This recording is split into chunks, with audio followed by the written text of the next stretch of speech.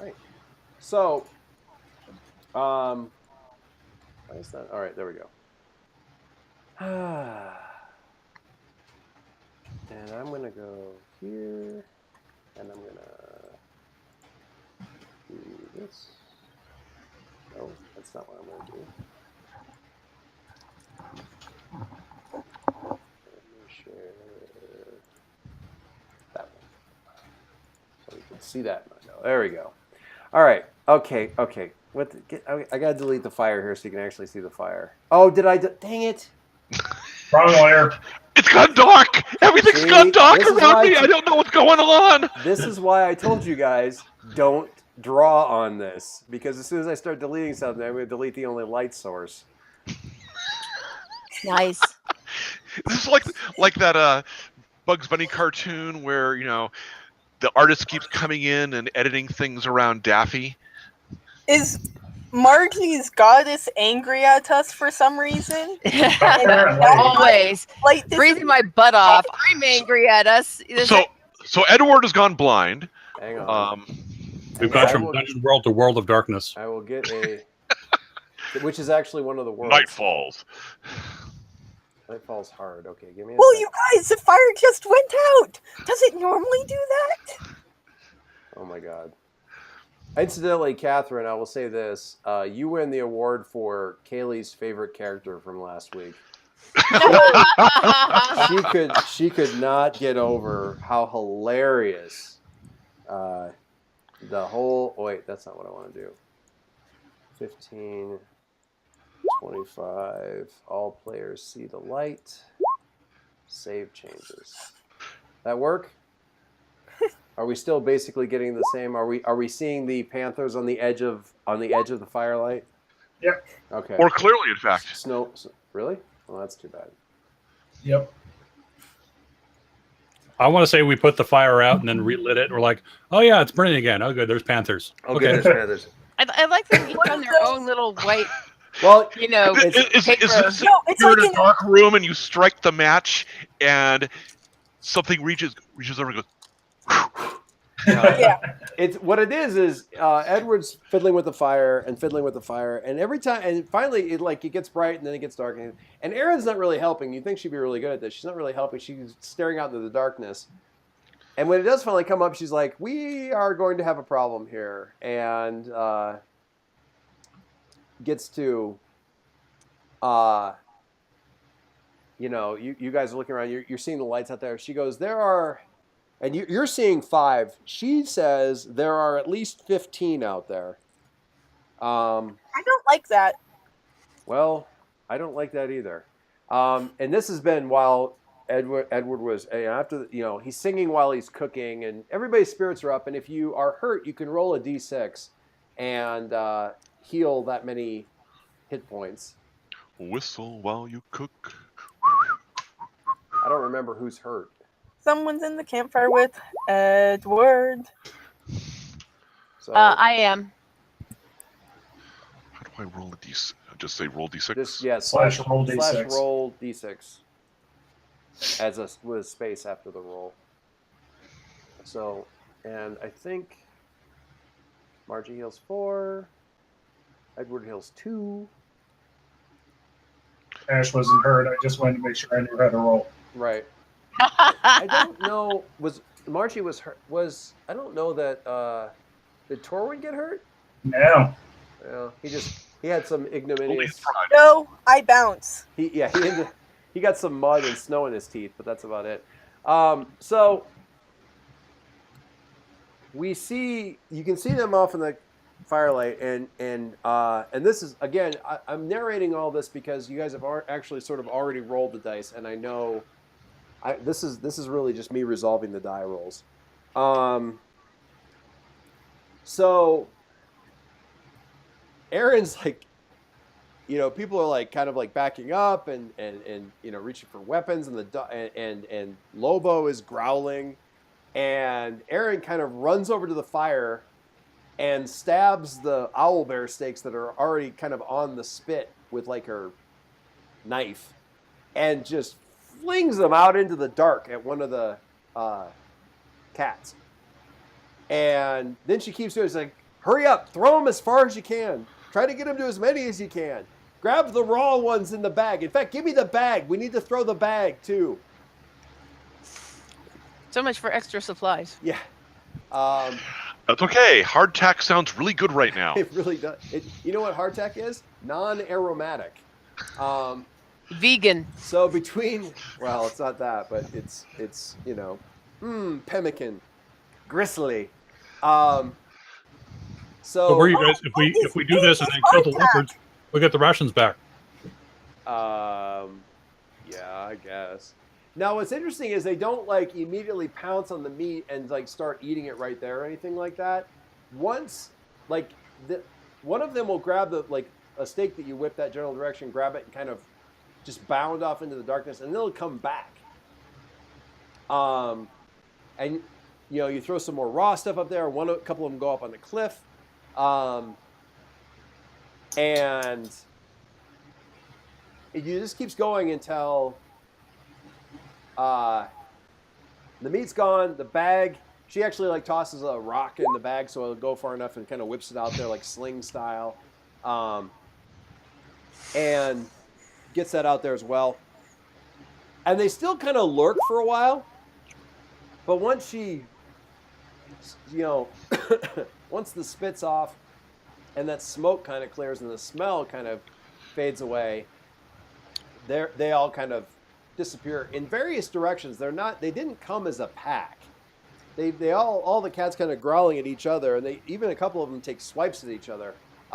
They all disappear in kind of different directions into the darkness, and Those are cats. after about 10 minutes or so, Aaron kind of says, "Okay, all right, they're gone now," and she explains as you guys are settling in for hardtack. She goes, those were mothers. They were all of them mothers, and they probably got. The reason I said 15 is they usually have 1 or 2 cubs, usually 2. And I could see a couple more shadows out there. So my guess is they were all hunting for cubs that are going to be about yearlings. Still pretty good size, pretty dangerous. Not as dangerous as Mom. Mom still does most of the hunting. Problem is, it's been a bad winter. They're hungry. They're stupid. They were going to come in here, and either they were going to end up dead, which would have been terribly sad, or we were going to end up dead, which I guess would have been terribly, terribly sad. What she says is, which would have been bad too, I guess. So you give them the meat, all the cubs get fed, she gets fed, and they leave us alone because everything else we're going to eat doesn't smell good. But with that much smell and being as hungry as they are, they were going to do something stupid. So I figured they don't have to do anything stupid and we don't have to do anything horrible. There you go. Well then, fire roasted pemmican, anyone? Yeah, a little bit less enthusiasm for that. I'll say this: the steaks did smell really good. All right, so I believe everybody else did the roles they need to do, and I will simply narrate the next couple of days because that's sort of been wrapped up. So, unfortunately, with the owlbear steaks missing and everything else, your guide is fine, and with the cats dealt with, you don't have to worry about anything else in your trail. The rest of the 3 days are relatively uneventful, although you are left with nothing but, as Dave said, fire roasted pemmican, hardtack, and if you have, and you should all have, I believe everybody does have some dungeon rations noted on their sheet, please reduce those by 3 down to 2. As you all eat through your carefully hoarded store of delicious trail rations. On the other hand, lovely singing and soothing songs in the night as we make camp probably means everybody's back up to full HP. Yeah, it can be. I mean, they're not the most restful nights, so you're not really regaining HP other than like maybe a point or 2 from just rest at night.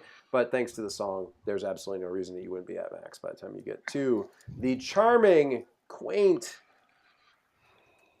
mind-numbingly remote village of Frostberry and the hooked crag of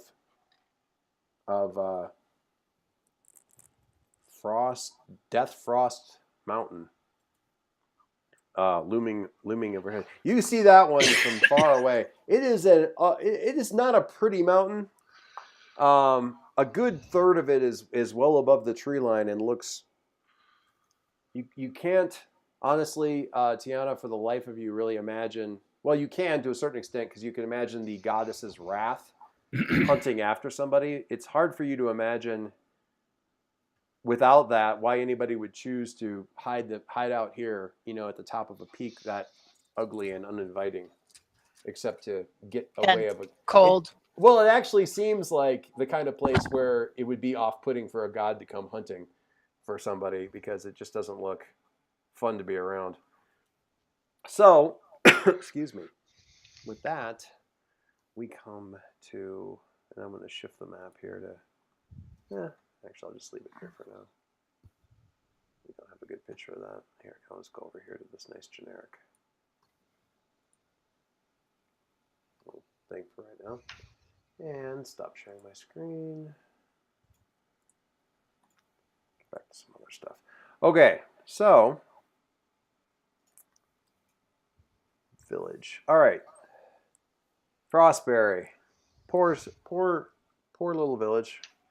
They don't seem to have a militia to speak of. Maybe one or two people. I was reading a really interesting thing. Also, all the information about the snow leopards, I'd like you all to thank the National Geographic Born in China movie that released a couple of weeks ago that I took my kids to. Snow leopards happened to be one of the featured creatures that were in there, and it was fascinating stuff. And it's just dumb luck that Mike happened to pick the creature that they did a whole half an hour on throughout the. Yeah, it was. Yeah, I totally didn't watch that. You did. I can't tell if you're being sarcastic or not. No, I actually did. Oh yeah. Oh, that's. It was on my brain at the time. So these won't. Yeah. These snow leopards will not have nearly as sad an end as those snow leopards. So there you go. My wife, ever the optimist, was like, I'm choosing to say that their cubs were old enough to start hunting on their own at that point. Spoiler alert. Yes, I just spoiled Born in China, the National Geographic G-rated. Oh wait, it wasn't National Geographic. It was Disney, wasn't it? Yeah. Yep. Disney. It's good. You should see it. Not all the creatures live because it's actually a nature documentary. As Dave is fond of quoting, nature read in tooth and claw. But it's. I started thinking more of Mutual of Omaha, Wild Kingdom. Yeah.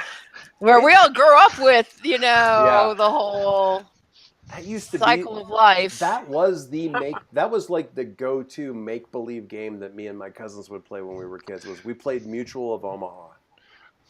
Some of us would play animals, and a couple of us would play the people trying to capture the animals and tag them for study. That was our game. Just as Jim is forced to fight his way out of the constricting grips of the cobra, so too you must find a way to fight yourself out of the constricting grips of disaster. But with Mutual of Omaha Insurance, you can be sure that... Yeah, you nailed it, Dave. Always my... You really did. While Jim fights his way out of the constricting bounds of the boa constrictor, I, Merlin, am having some tea. Just like Jim wrestles with a crocodile, you too wrestle with financial obligations. Yeah, our documentary right now is not so good. Okay. So, well, Aaron says, well, here you are, delivered as promised. We need a name for the inn. All classic inns have the something. Glaven Goblin. What's that? The Glaven Goblin. The Glaven Goblin. It's a chain. Or the. Heath Stars. What was that one? Ye old big belly burger. Well, no, it should be something like adjective animal, I know. The dog and halfling. The mangy monkey. The mangy monkey. Well, I don't want to go with mangy monkey. What's The stuck pig. I don't know. The drunken bear.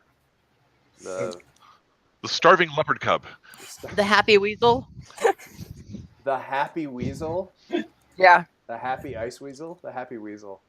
I kind of like. Okay. Happy weasel. All in favor of the happy weasel. That sounds just dirty enough to be the perfect tavern name. All right. So and it's the most cheerful thing we see in town. So yeah. Well, no, the place isn't actually. entirely doom and gloom. It's not a bad place. I mean, it's actually they've got I've been here before. It's the most cheerful place in town. Oh, that's fair. There is a general store. I've been here before. It is the most cheerful place in Out town. of curiosity, Dave, 3 days a week. how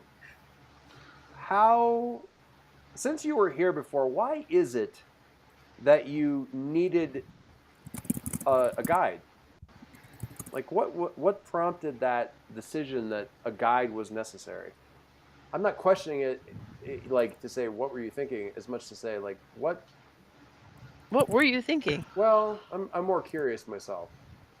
Well, as has been mentioned, there's not a lot of traffic to out here into the wilderness, and honestly speaking, I lost the faint tracks a couple of times making my way both here the first time and back. Did you get here? So you kind of arrived here by just sheer dumb luck and happenstance, and not really wanting to relive that.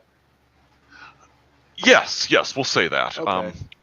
So something for you guys to think about, or and this may to a certain extent kind of inform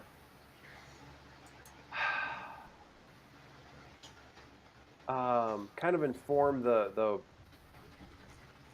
composition of the party, I guess, to a certain extent, of the leadership of the party, is how did you guys end up coming together? I mean, is anybody else from Tiana's neck of the woods? How did Tiana recruit anybody?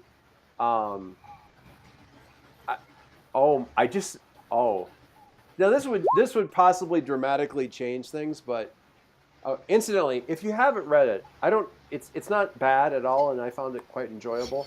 But there's a book series that I think is pretty much only done electronically released, and they also have audiobooks out.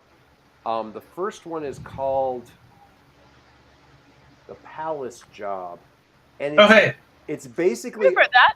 I read that. Those are fun, Yeah. right?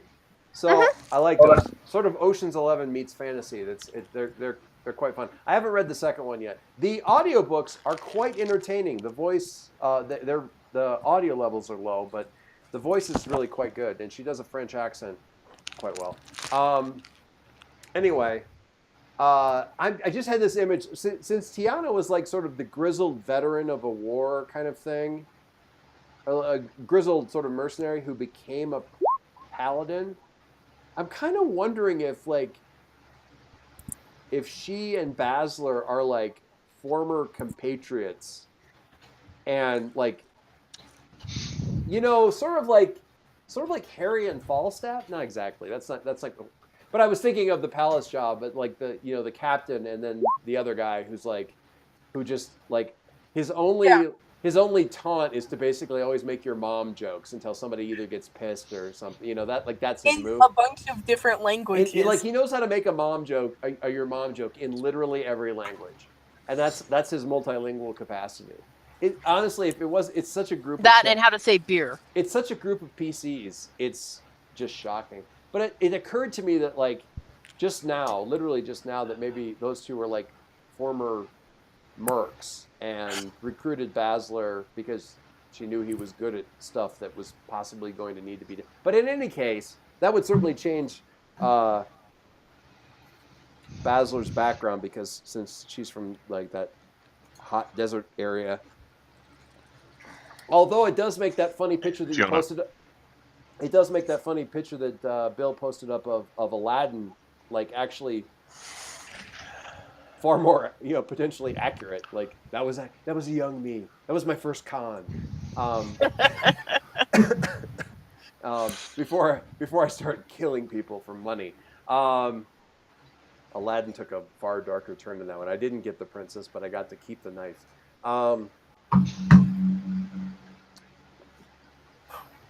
Anyway, I was just kind of curious how you lot fell in together. Torwin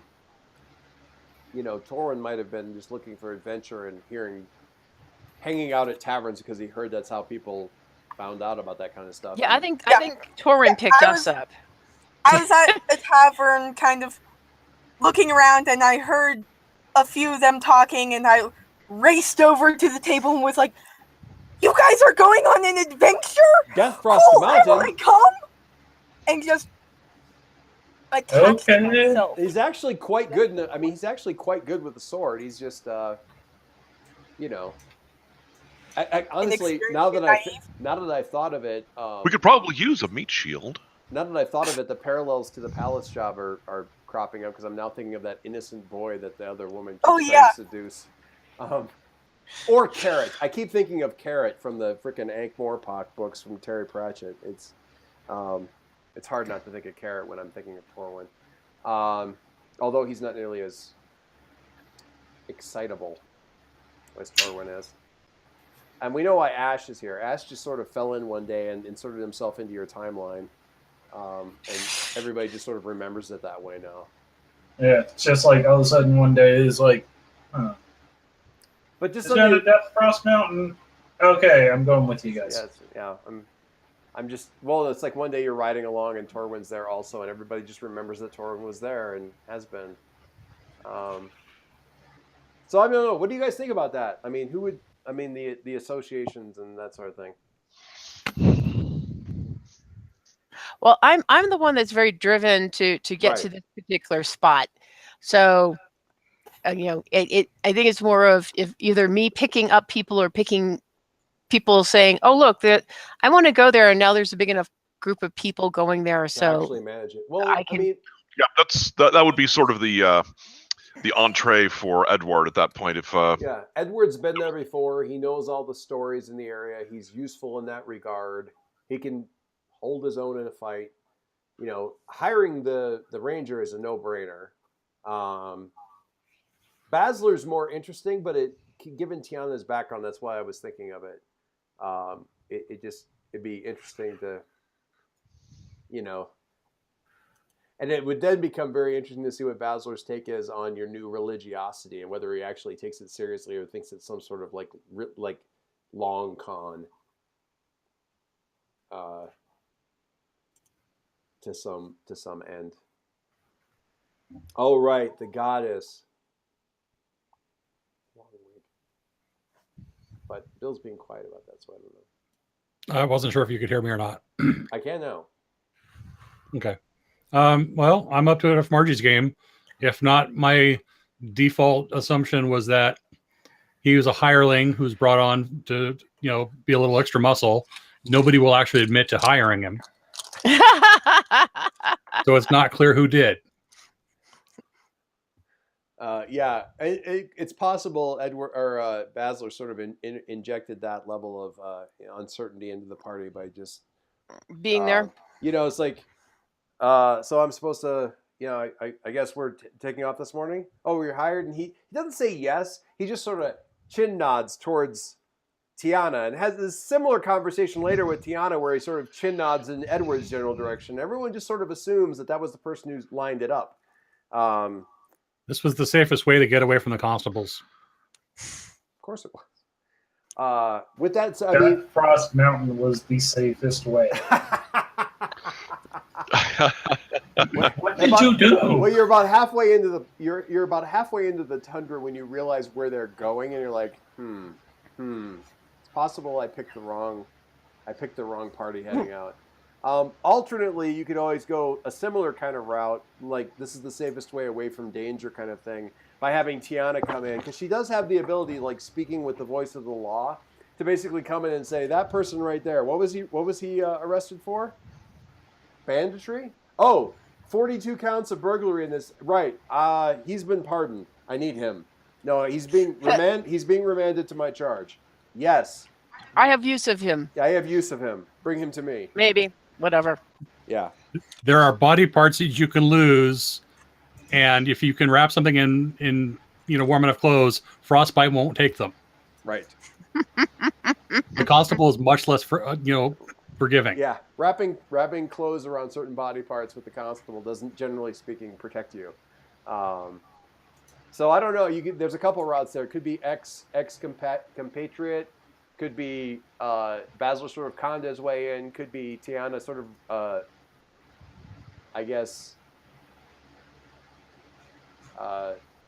press ganged him out of a prison. I need the person with the longest string of successful robberies before he was caught. I need that guy. Why? Do you want to execute him yourself? No, I need to recruit him for a trip. No, actually, the answer is you don't need to know. Yeah, exactly. What do you need him for? Long stare. Right then, yes, ma'am. So It is the will of the goddess. you guys think about how that is and so forth. So we have the happy. I like Weasel? the variation of that is that, you know, I see what he did prior to the constable heading out after him and decided to intervene. Yeah. Yeah, a demonstration of the talents being something that I considered that I didn't realize I didn't have or didn't realize until then that I needed. Right. Okay, so you've got the general store. You've got you've got the Happy Weasel. You've got a general store in town that's not well stocked, but should at least be able to let you beef up on provisions and that sort of thing. Erin says she knows somebody here in town who used to who last time she was here many times she's been back, has told stories about back in the day when the cult was first cast down, Agatha, who might know useful things. What do you do, Edward? Oh, also, I will say this before I get into the more about what you do. If you guys are so inclined, take a look at each other's character sheets and make note of, on their little bio and info page, their flags. And if there's any, some of these aren't really hittable at this point in time, but there may be ones that are. And if you feel like, but there's some that are so much fun to hit all the time. That's true. Oh, So if you can Also, Joyce, I don't have access, but if you're able to, just putting up like a handout or page with all of them together might be kind of cool. I will see if I can do that. Got them all compiled. If there's some way to easily, Here. I can add a. Wait, I got it. Hang on, 1 second. I was gonna say I could add something to off of the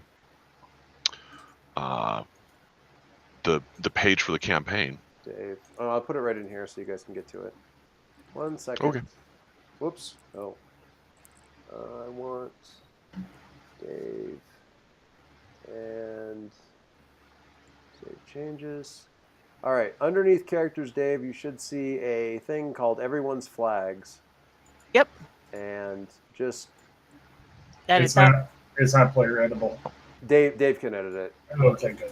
Since he's the one with the thing to paste in. So just edit it and paste it into the bio page, or paste it into the descriptions and notes. Edit. There we go. And then scroll down the description and notes and paste stuff in there. Working.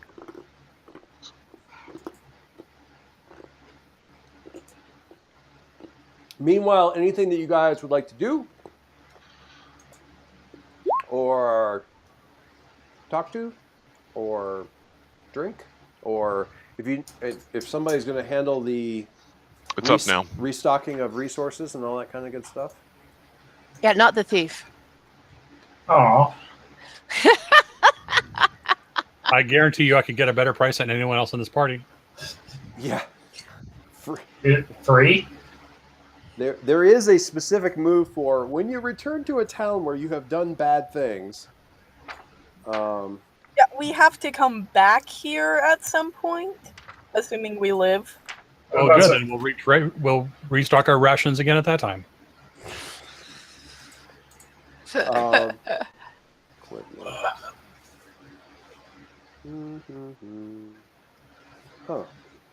Well, that's not useful.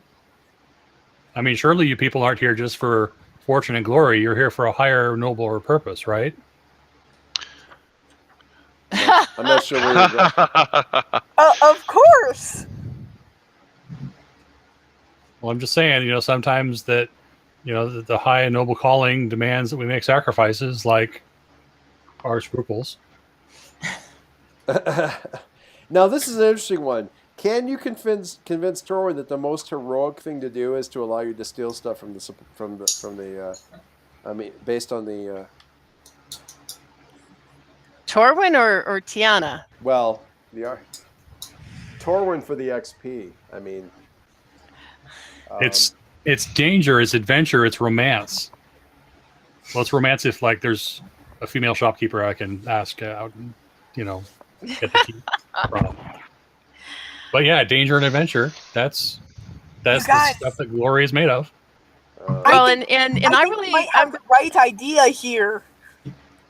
Yes. What's that? It's perfect.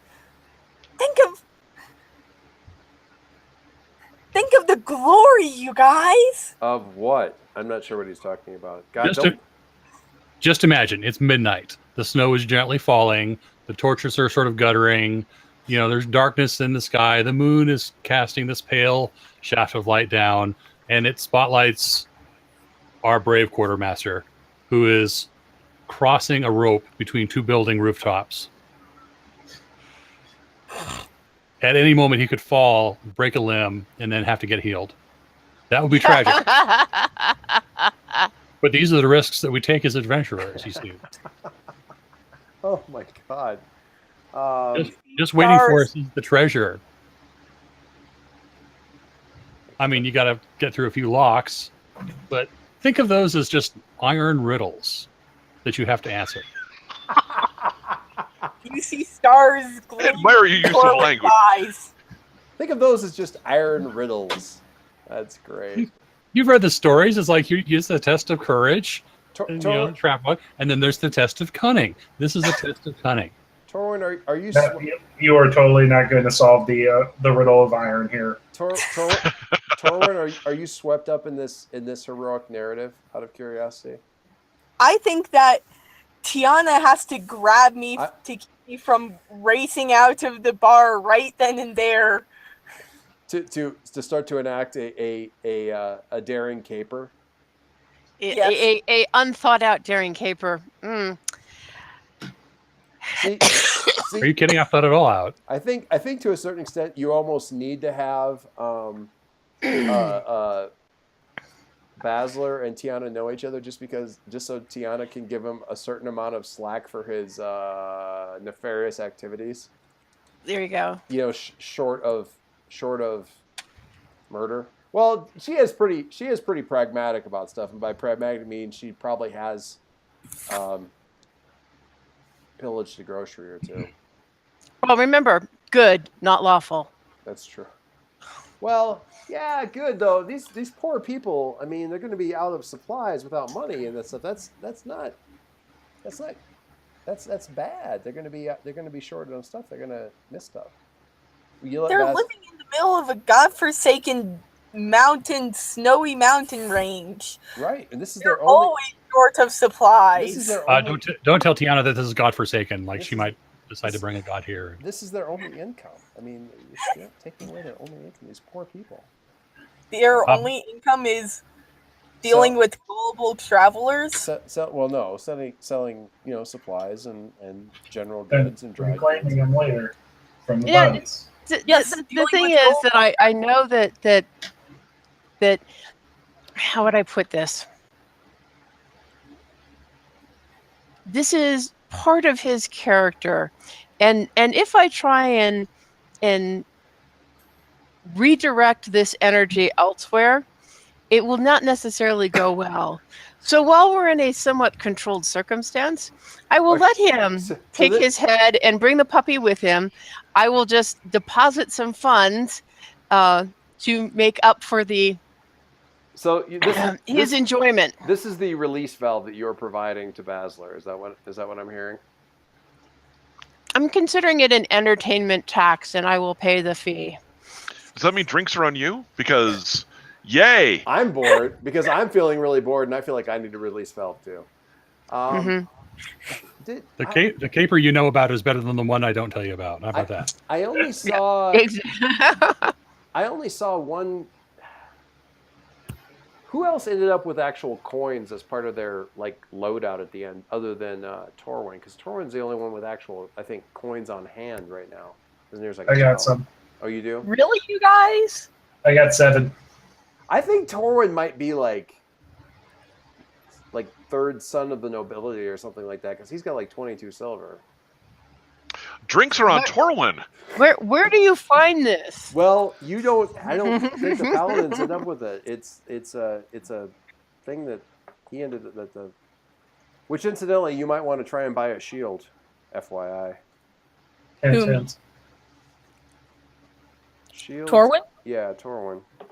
No, I am You're- invincible. Heroes don't use shields. Yeah, Well, okay, it's up to you. I mean, it would get in the way. Survivable of heroes should magnificent probably use. storytelling. lots of heroes. We could all use a survivable hero. Yeah, Tiana uses a shield. Yeah, Tiana uses a shield. Lots of heroes in your stories have shields. I'm just saying, FYI. There are lots of heroes with shields. Some of them have quite remarkable shields. Sometimes famous shields. I mean, sometimes the heroes are known for their shields. Famously. But Famously. Songs are written about them. Let me tell Yeah, you the there's story. Brooke and there's There's In the fact- king who found the shield and the stone. In Okay. fact, you may be able to draw a parallel between the heroes that have shields and the heroes that have more than one story written about them. Yes. but Point. so this is all well and good. I'm planning on staying here a minimum amount of time. Okay, yeah, it's I see no reason to stay here more than, resting, replenishing supplies. this is an overnighting kind of thing. Mhm. Torwin, are you inclined to get a shield? You certainly don't have to. I'm just telling you that you could probably make a roll here and see if you could do it. See if So is Edward singing for his drinks? Because I note that's something he might enjoy. Edward has a thing, I think. He has a move. Edward is singing for his accommodations, so but all of the rest of you are certainly encouraged to sing for your accommodations as well. Actually, no, we aren't.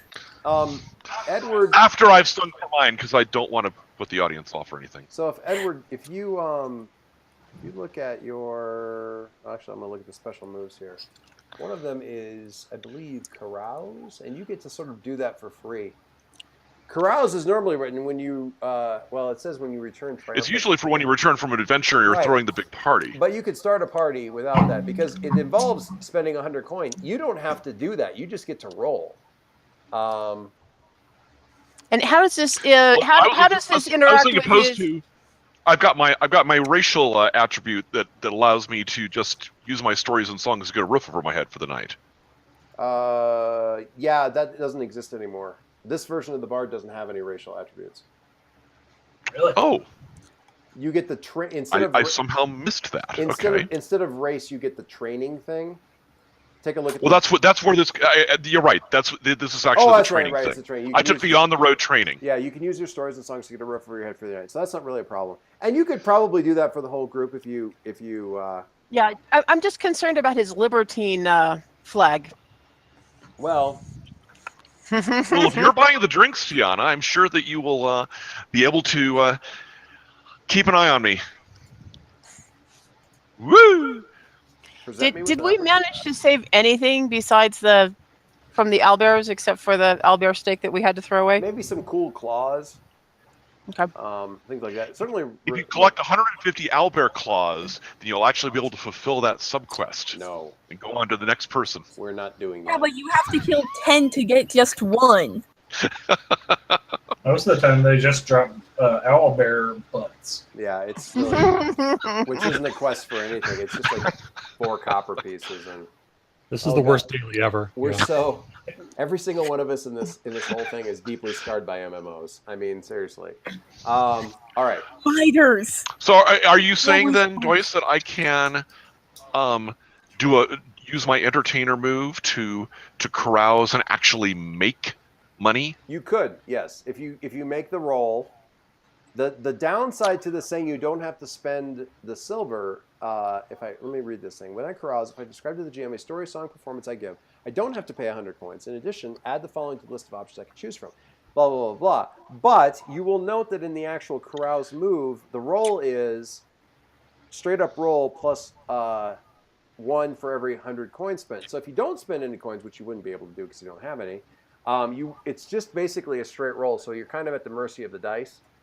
But you do get to pick as a thing, potentially making gold, or you could choose from any of these other things here, rumors of opportunity. Also, if you guys want to ask Oh, around I see what you're saying. yes. So basically, you get carouse for free without any bonuses, but you also get to add, I could make some money on top of that. So Okay. Let me do this. You are not ensorcelled, entangled, or tricked. I like that one too. Can we aid him on that roll? If you can describe to me how, in like a way that you would be assisting that. Well, I am obviously going to tell the story of the owlbears? Torwin and the great victory over the owlbears. We've been waiting for this for like the entire session. That's great. Well, he can be doing the story. I can be acting out. So I can be pointing to the various party members as famous elements come up, like the time that Tiana slid in home on the one owlbear, and the time that Torwin flew into the air and bounced off the ground and got back up again. And no, try it again, Torwin. No. More feeling. Once more. Yeah, you succeeded this time. Try again. Keep bouncing yourself off the floor until exactly. The kids in back didn't see you. There are kids here? How is Basler? How did you say Basler was helping, or is Basler taking advantage of this distraction to go rip off the general store?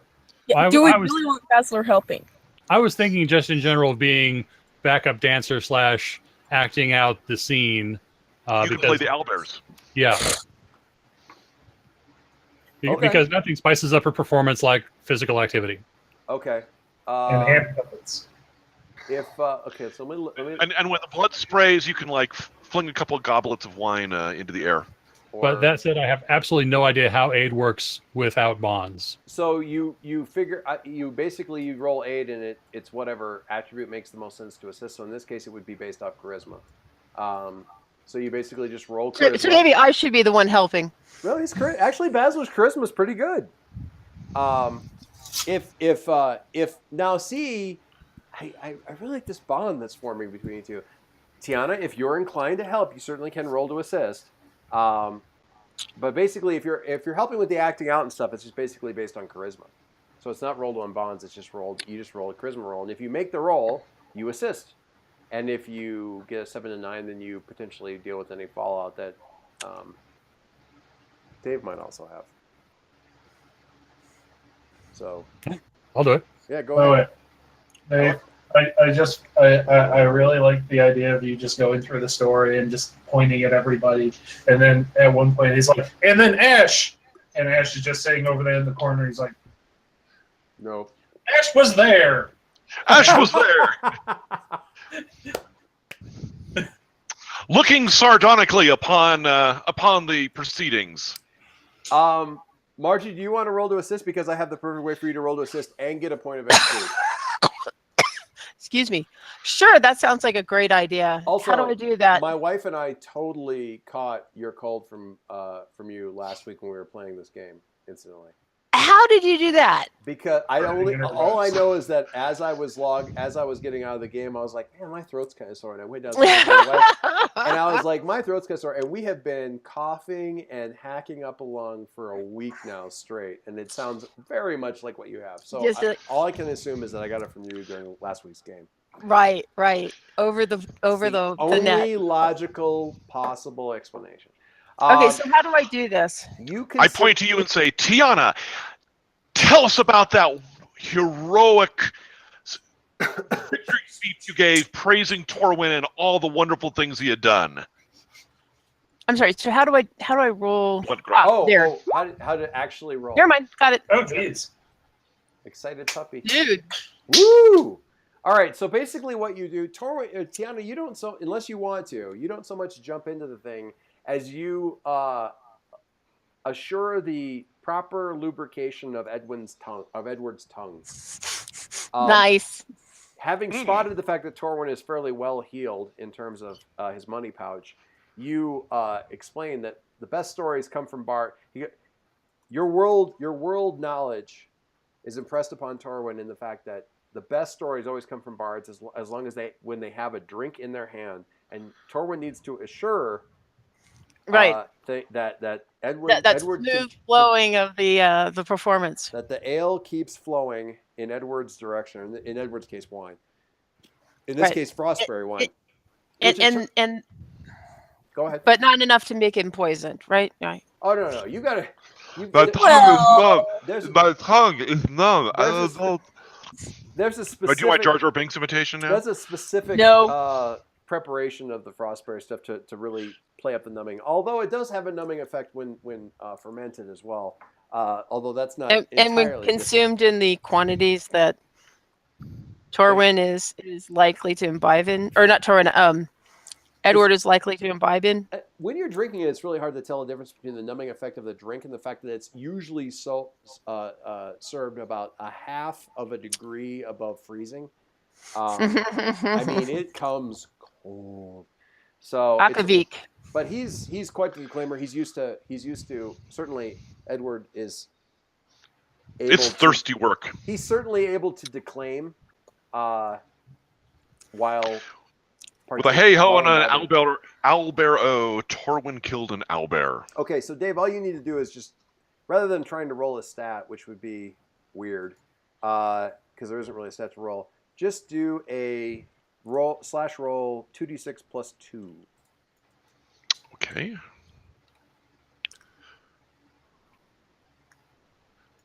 And we'll see where we're at. A 9. Very nice. So, Dave, you get to pick one of the carouse options. Could be make money, but it could be one of the other ones. And Margie, the reason you get an XP is because you are pushing the button. You are pushing the libertine. I was going to ask if Torwin or myself got that button, but yeah. Well, you rolled. You caused Torwin to. Torwin was your blunt instrument. And that will not be the first or the last time that I will say that during this campaign. Torwin, the walking XP farm?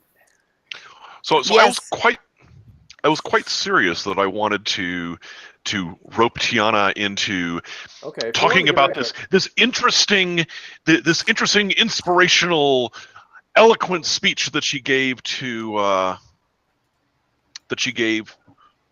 celebrate Torwin's great victory, with the idea of playing off of her blunt grunt. Thank you. Okay, so he finally, and it's right at the end, and he tries to get you up there, and you're like, no, and he tries to get you up there, and he gets the entire inn like, Tiana, ha, huzzah, and I mean, really. And this is where I say, I will kill you. Sleep with one eye open. I'm going to kill you slow. That was not very inspirational, but we love it. Don't we all love it, people? Yeah. Well, yeah. So she says this. She stands up and she looks at Edward like across, and everybody goes, hush, silence. I will kill you for this. Sleep with one eye open. And it's just dead silence. And Edward's kind of like, yeah. Inspirational. And everyone's like, yeah. No one bounces like Torwin. Yeah. Torwin finally leads the heroic cheering. Okay, so I like how you guys sort of feed off of each other there. Tiana can pick up an XP for, because Dave, so because of Tiana's actions, you do not get to pick the carouse thing of you do not end up entangled.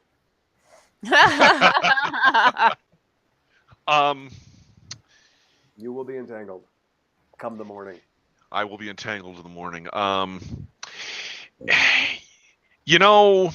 Is that related to his regretting later? Yeah, probably. Yes. Quite possibly. Despite the fact that I'll probably regret not having done this for money, I do want to get some useful information about the battle, about the battlefield, maybe travel conditions up there. Okay. So that's one of the things I can get as part of this. Yes. Just because that's kind of my underlying reason for being here. You gain useful information. I gain useful information. Indeed. Oh, I see. So, Ash, do you do anything here, or are you just basically? Is this just sort of everybody in town here? You know their bits, yeah. you know their stories. You know Agatha. You heard what she's going to say. Mm-hmm. No, and while Edward's kind of doing this, I'm just like, well, haven't seen this before. Yeah, glad that's new. Yeah, Yep. glad he's not pushing me up there. Did I put you in a situation you can justly complain about? I might have. You might have. I don't This know. whole time, he's just like, I I'm don't think not gonna get any sleep tonight. I don't think he's quite to the point where he's in a position he can complain about. We'll get there soon. Not just he's just gonna complain. So No, you put me in a situation I can complain about, which unfortunately does not get you speed, but is still entirely amusing. So Basler, do you have a thieving move, or we just do like a defy or defy danger? When I pick locks or pockets, or disable traps, I can roll dex. Yeah. All right, you can go ahead and do that. I don't think it's going to be much of a problem. I'm not inclined to think it's going to be much of a problem, but what's the worst that could happen? How fast somebody's going to... Ooh. That's what can happen. That's what could happen. Okay, I got to think about that for a second. And this is when we get run out of town. Hopefully not on a rail. Probably not. good thing I know where we're going. Well, yeah, it's gotten a lot simpler now. You kind of point upwards at a 45-degree angle. Okay.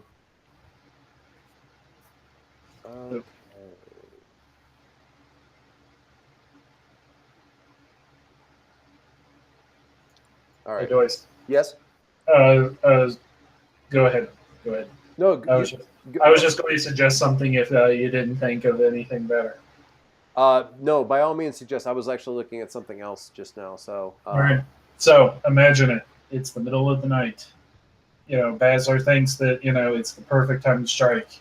Everybody else has gone to bed. He waits for, that quiet moment of the evening. He heads out. He goes to open the lock. He gets it open, and that's when he finds out that the shopkeeper sleeps in the shop. I was going to say that's when Torwin appears behind him. Basler, what are you doing?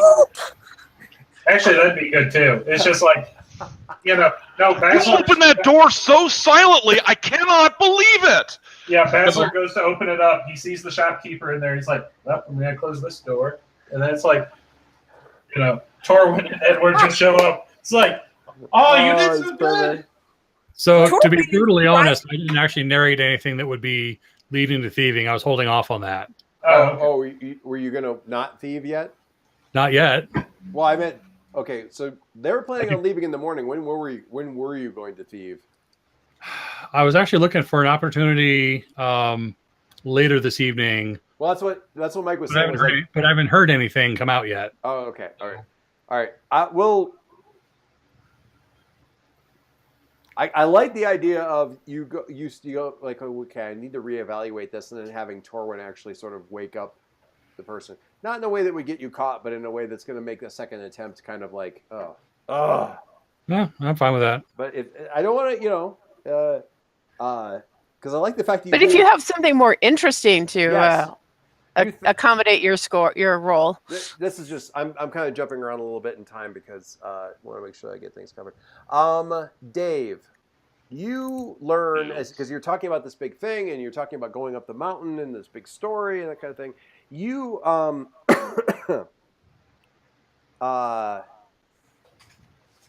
what you learn over the course of the night, people coming up and telling you their little story about it is that so this cult was actually like a death cult that was up and they actually held the mountain and really kind of controlled the surrounding territory for upwards of 50 years before they were cast down. It was actually my dad was one of the people that rose up out of the village to fight against it, and my mother was involved in it, and that sort of thing.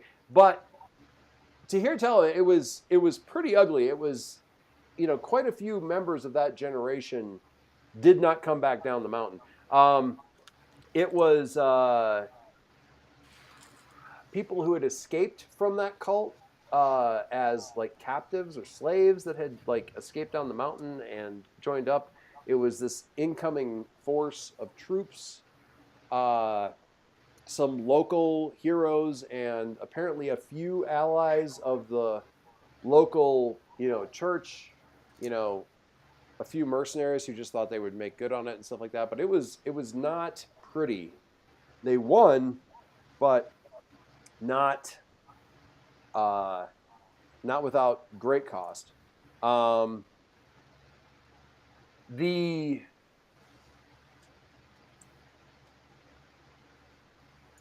other thing that you pick up on, which is actually something, so Aaron comes over to Ash during the festivities and so forth while he's just sort of like being in the corner and nursing a headache that he gets pretty much every time. And he brings over allergic to this stuff. And he brings he Frostberry ale. It's like, no, please, just water. Yeah. Frostberry water? No, just water. Melt snow and bring it to no. She brings over Agatha.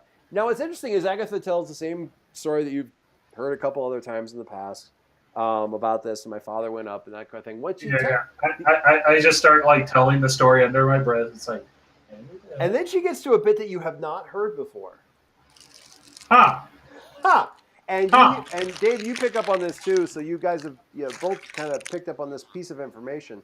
The place when the cult was defeated, in order to fully defeat it, in order to finally defeat it, and keep it defeated, the place was consecrated by 12 clerics from this order. Who in fact gave their lives to trap the evil of the cult within their stronghold atop the mountain.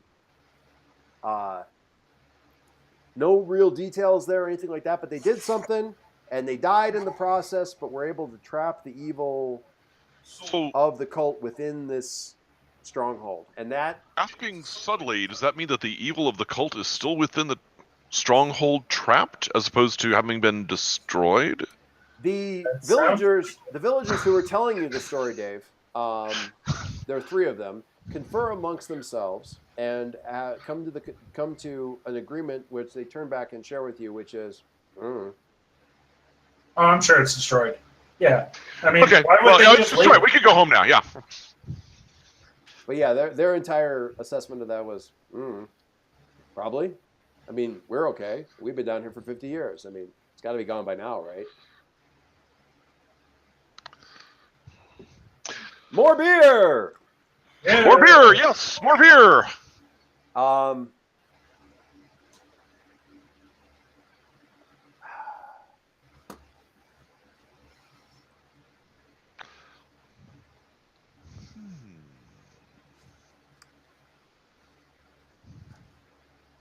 want to say Tiana's pretty much taken care of. Catherine, it's Bill, are you there? Yep. All right. Yeah, I'm here. So, I didn't want to drop the thief thing on you unexpectedly. If you want to re-roll, that's fine. Or if you want to just tell me how that whole thing goes down with the roll, I'm fine either way.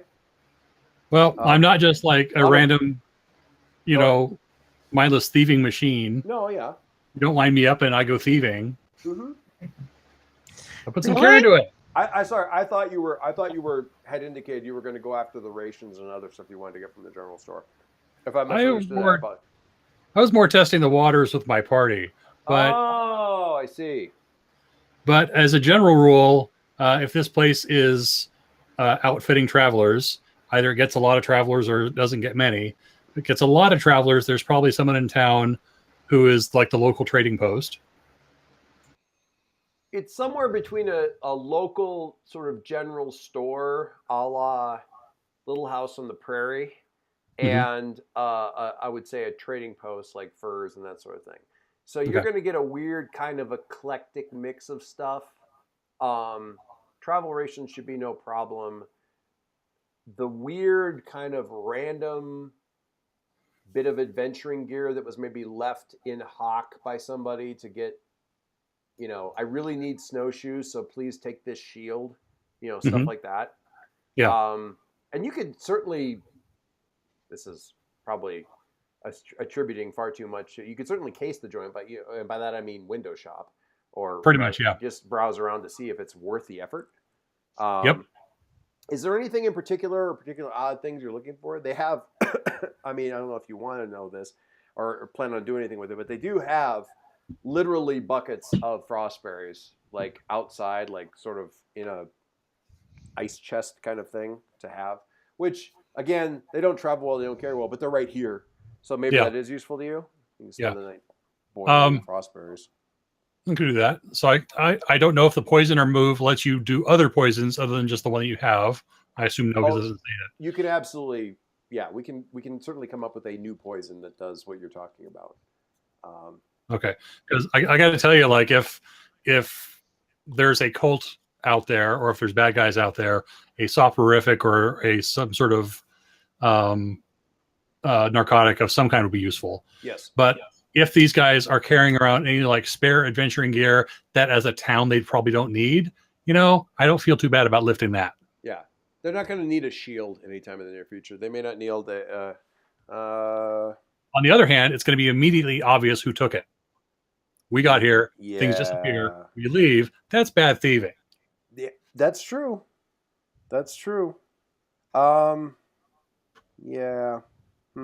So for right now, I'm casing the joint. Yeah, I mean, let me guess. Hang on.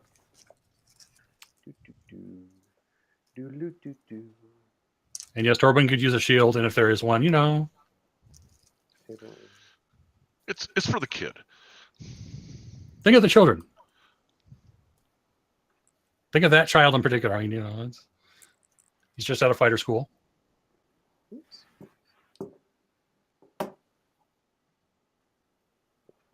Sorry, something's making my keyboard wobbly.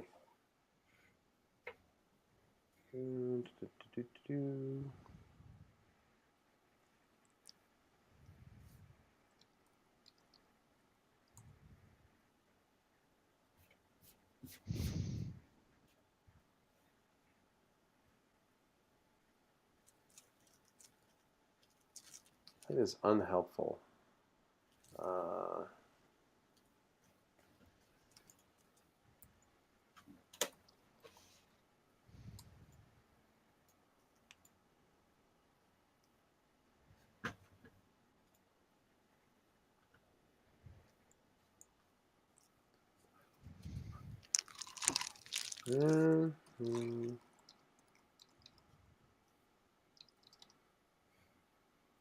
I'll start writing my IOU note.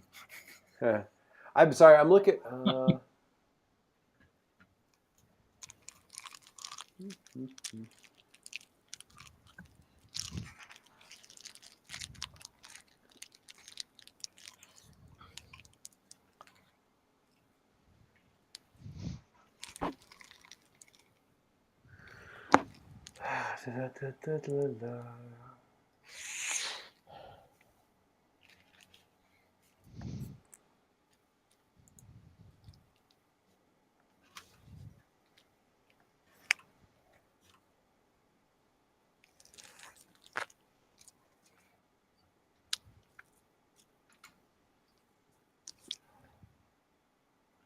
I also don't want to kill too much time if it's going to be a while. No, I'm just.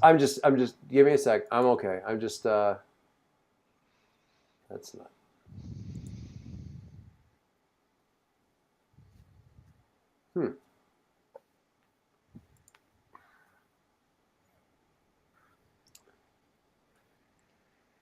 Kidding me?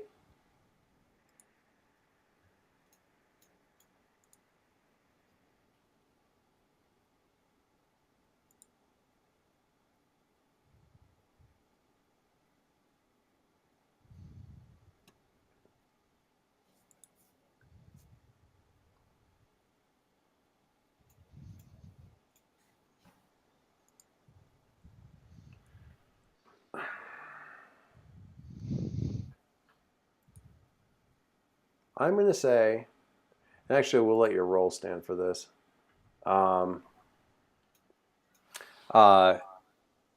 You don't you spend some time in because it's a really weird eclectic kind of granddad's attic kind of place, and you can easily find some dried goods, some adventure travel, done rations, I should say, that you sort of make a mental note to point Torwin toward, saying, the party would appreciate it if you pick up enough to kind of pad everybody out. There's a shield, not a particularly good one, nothing really worth spending the possible goodwill of the village over. But the thing is, in poking around, apparently you give the guy kind of a weird vibe. So he's, I don't want to say on high alert, but he's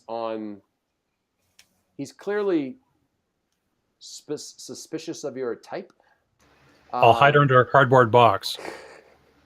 The words "we don't like your kind" around here might have been spoken. No, he's a little bit more subtle than that, but it's a lot of that. It's definitely that vibe of, he's asking multiple times if there's anything he can help you find, kind of thing, and you're getting the idea that you're. So you send it, you'll make a note to send in Torwin the Wholesome for, picking up the rations and stuff and kind of. But yeah, the place itself is not actually, nothing cool.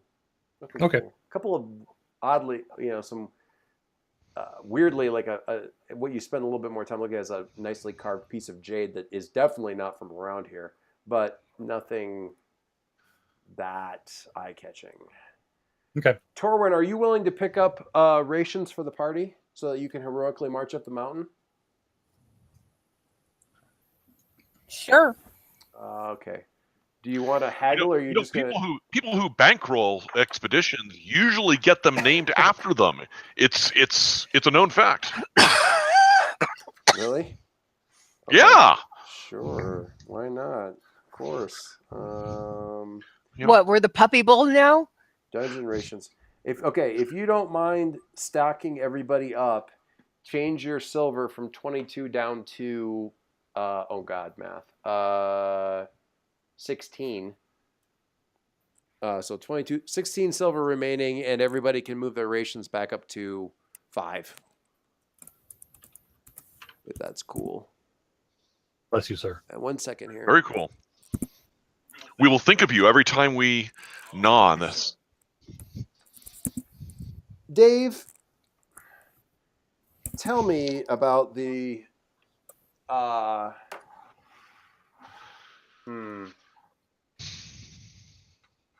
Tell me about the father of the innocence farmer's daughter you woke up with the next morning. Well, actually, here, because I think it's important, a lesson I've learned with my kids, it's important to give choices. Is it the mayor's daughter or the sheriff's daughter? Which of them appreciates a good song better? Neither one of them was at the inn last night. Well, no, that's not true. The sheriff was there watching suspiciously. That it's fresh for them. Which one's more attractive? The mayor or the sheriff? This is important for liquor. You know what they say about bards. Actually, let me put this another way. Which one did you run afoul with the last time you were here? Because it's their daughter. Yeah, that'll probably be the mayor. It's their daughter again. So we're picking up the wheat and barley, and we're leaving behind the wild oats. Good job. So just don't explain it to Torwin, okay? Please, just don't. Speaking of naming after, nice. What's her name? You can think about that. It's Agatha, Susanna. The old lady, Susanna. It's Agatha. Weird coincidence. Okay.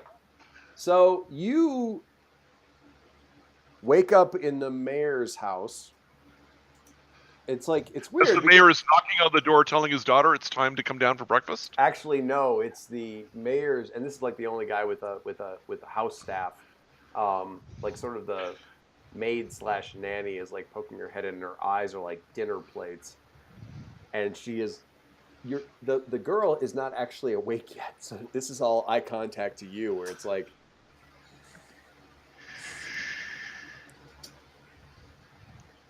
and you can hear the steps, like somebody coming up the steps, like from the first floor. So yeah, so you in breeches with clutching your clothes and hoping the rest of your stuff is back at the inn where it should be, where you should be. Hey, are you flying out the window? Jump off the window. Are you saying this isn't an appropriate time for magical music? It occurs. What? No. No. It occurs. And no magic wands either. You find yourself in that. You find yourself in that wonderful as you're. We'll freeze the camera as you're leaping out the window, and you're pondering the fact that you don't know which to wish for. That there isn't any freezing snow for you to land in, or that there is freezing snow for you to land in, because either one has its own set of problems. Any snowdrift you can walk away from. In this case, you do find that you do land in the snowdrift, but in breeches and very little else. It is a brisk morning in Frostbury, and your Frostberries are feeling it quite profoundly. But I tip my hat to any villagers who are passing by as I make my way with speed back to the inn. Your invisible hat. You're not actually their hat. Yes. Then a hearty salute with my free hand. The other hand holding my clothes against me. Yes. Tiana, you're carrying packs out of the inn, out of the front door of the side door of the Happy Weasel, as Edward is stepping into the side yard and heading for the door. That inn name takes on a whole new significance. Doesn't it? That's why I'm very happy with the Happy Weasel. What do you do? Also, one other thing you guys picked up. There is one guy who lives up on the mountain, goes by the name of Zeke. And Zeke lives just down below the tree line. I don't know how long it'll take you to get there. I mean, by most people's reckoning, unless you don't stop, it takes 2 days to get up to the top. And Zeke's about, not exactly halfway up, but he's the easy half up. So you might be able to talk to him. He's not exactly right in the head. I mean, he lives up on the mountain. Of course he's not right in the head. He's not right in the head. But, keep an eye out for Zeke. Anyway, Tiana, do you say anything or do anything with that when Edward makes his appearance? Half-dressed appearance? His arrival? I give him the up and down and up again. I'm exhausted. I just couldn't and head into the inn. Oh, that's beautiful. I'm exhausted. I know who's going to have KP duty all week. I'm not sure if you want him cooking our stuff. I mean, after the snow leopard incident. I didn't say dinner. I said KP duty. KP duty.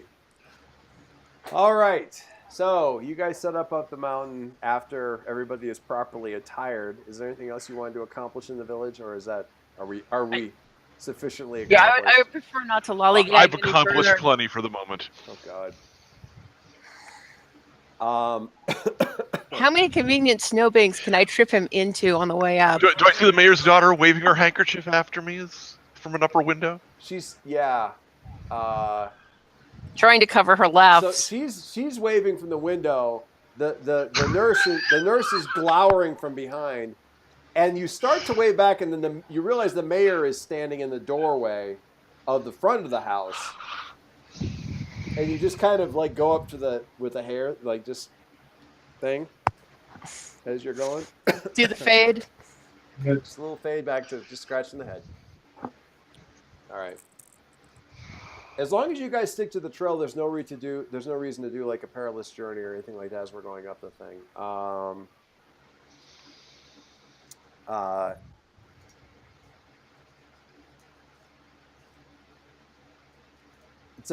Actually, the tree line is very easy to see on the thing because it's really quite a dense forest going up to the thing.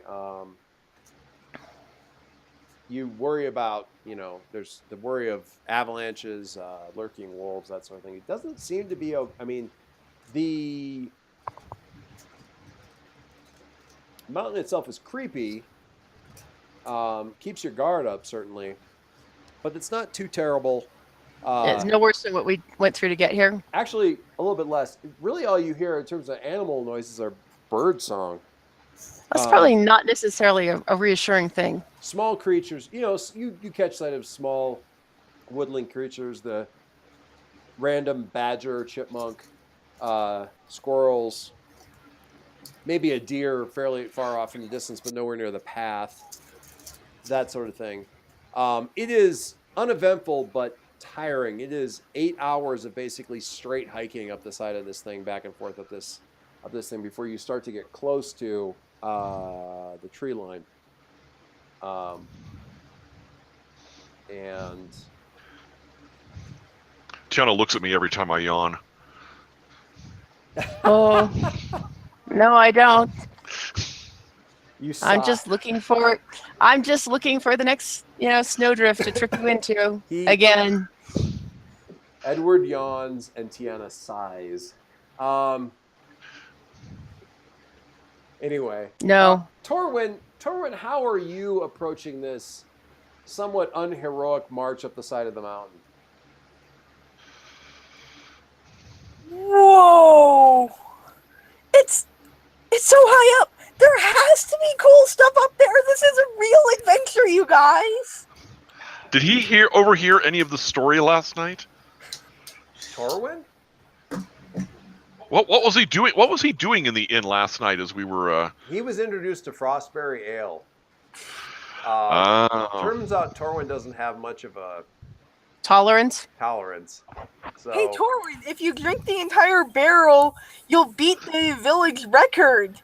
They'll talk about it for years. He made it through 1 pint. And then he's not hungover because he didn't drink enough, but he fell asleep like a little baby. I mean, he just out. Achievement unlocked. A little bit. Did we get some little puppy drool on the table? Well, sure, if you really want. Vaguely purple puppy drool. Puppy drool. I like how you made the frostberries blue. That really works for me. So you're moving along, and are we bringing Aaron along just on the off chance one of you dies and needs a character? Why would you suggest that, Doris? That's concerning. That's a leading suggestion. You mean we won't all be stuck in time loops? Actually, we'll say Aaron's in the village and waves you off. She says, "You know what? If you don't come down in a couple days, I'll come looking for your body, and see if you need any help." That way we can have her. We make a note to strip all the bodies that we leave behind. Have her come trotting into the rescue if that's needed. Okay, so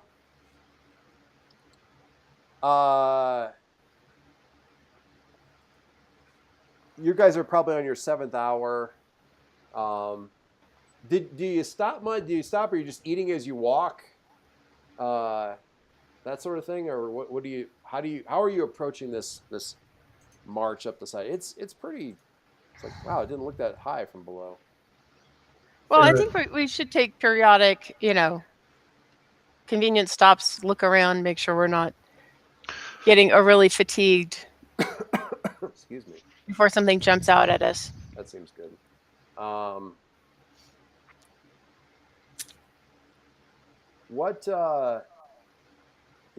It's pretty uneventful. There's a couple comments about how much further is it.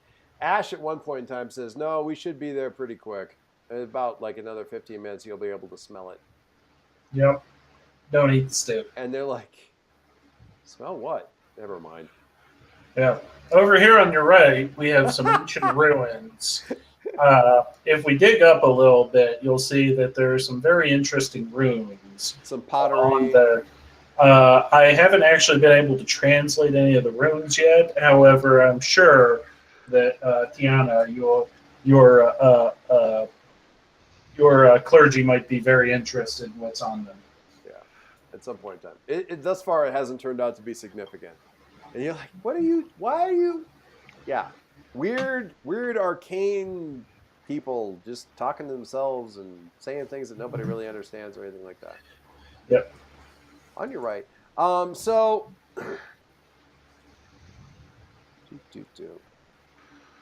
So, and he's right. You will first smell and then see off to the side of the trail this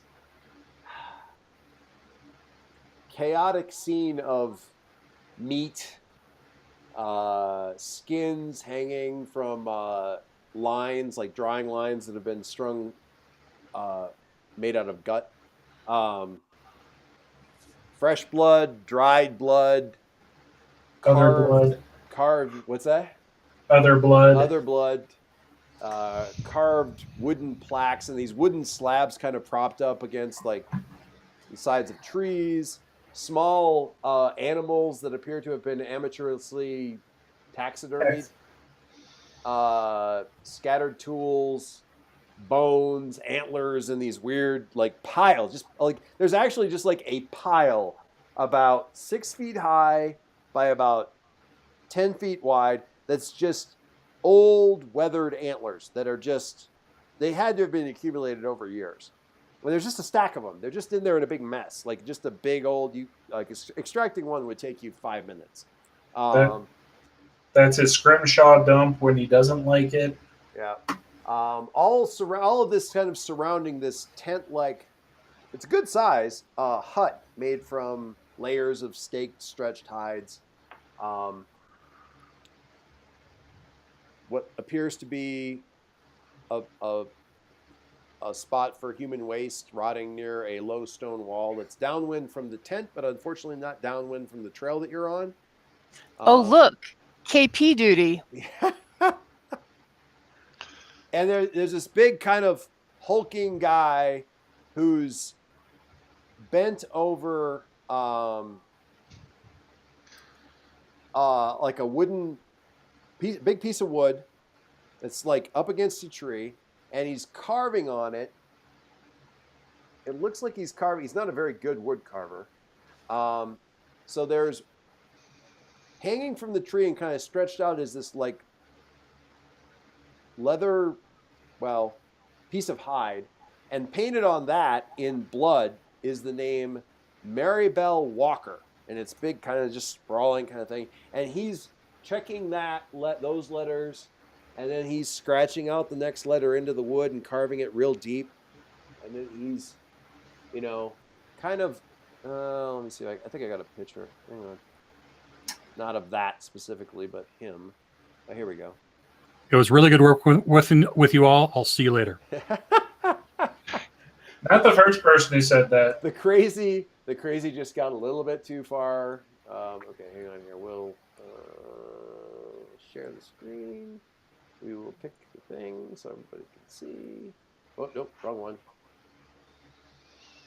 Oh, there we go. Share that screen. Boom, there we go. Lovely. And we will show this to the player so everyone can see Zeke. Good old Zeke.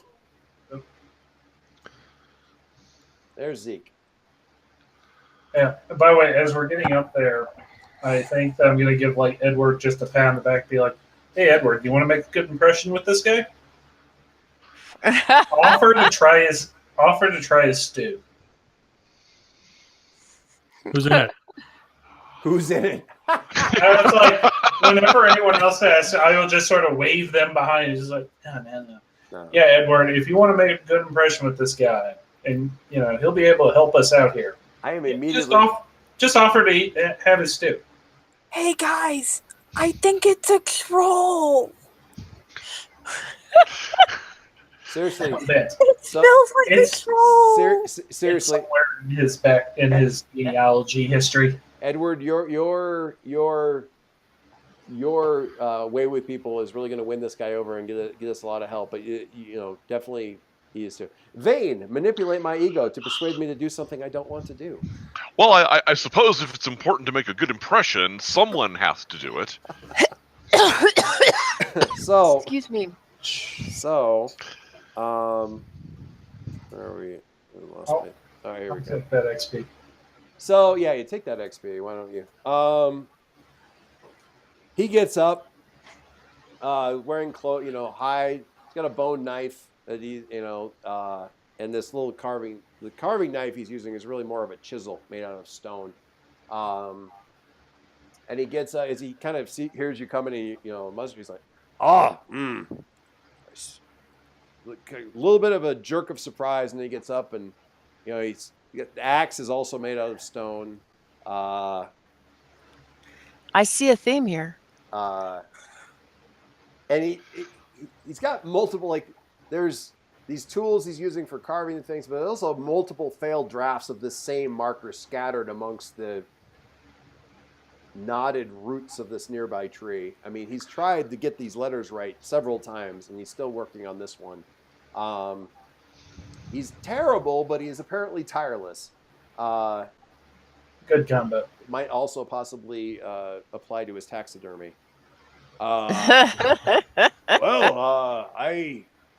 I don't. I'm gonna unshare this now so I can back over here. I don't get visitors very much. Come up. Hello, good sir. I am Zeke. I live here on the. I live here on the mountain. You're welcome. Assuming you don't mean any harm. He's got. He has all of his teeth. Unfortunately. For now. I think most of you would probably prefer that they weren't all there. He's kind of wiping off his hand a little bit. He prefers it to Edward there first. It's not got any fresh gore on it.